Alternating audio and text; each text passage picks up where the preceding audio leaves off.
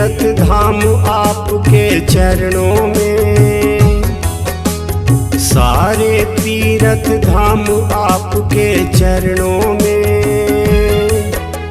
हे गुरुदेव प्रणाम आपके चरणों में, हे गुरुदेव प्रणाम आपके चरणों में।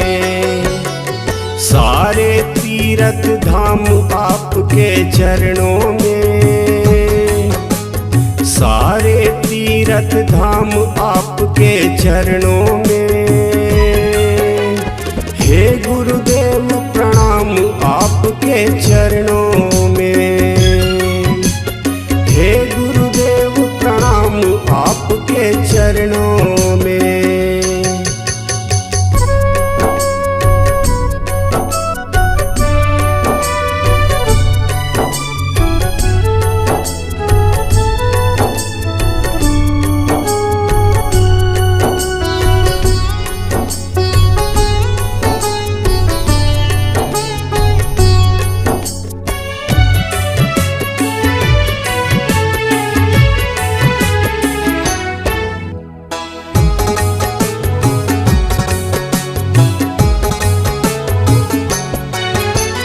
हृदय में माँ गौरी लक्ष्मी, कंठ शारदा माता है। जो भी मुख से वचन कहे वो वचन सिद्ध हो जाता है।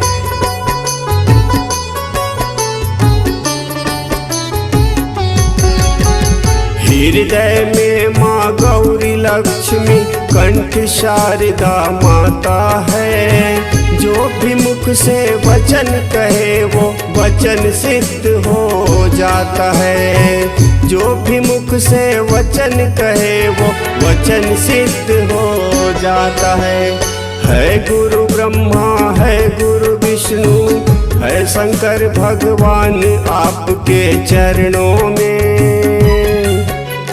हे गुरुदेव प्रणाम आपके चरणों में, हे गुरुदेव प्रणाम आपके चरणों में।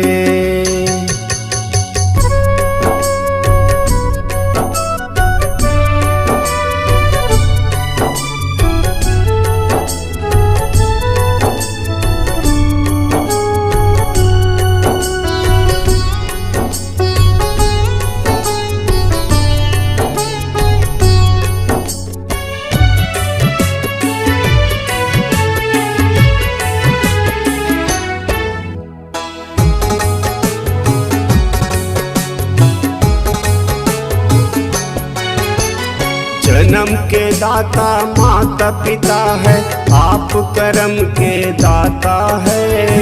आप मिलाते हैं ईश्वर से, आप ही भाग्य विधाता है।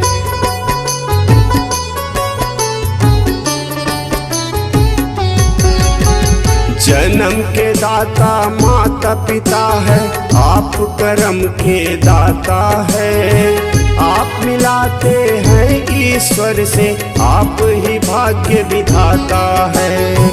आप मिलाते हैं ईश्वर से, आप ही भाग्य विधाता है। दुखिया मन को रोगी तन को मिलता है आराम आपके चरणों में। हे गुरुदेव प्रणाम आपके चरणों में, हे गुरुदेव प्रणाम आपके चरणों में। सारे तीरथ धाम आपके चरणों में, सारे तीरथ धाम आपके चरणों में।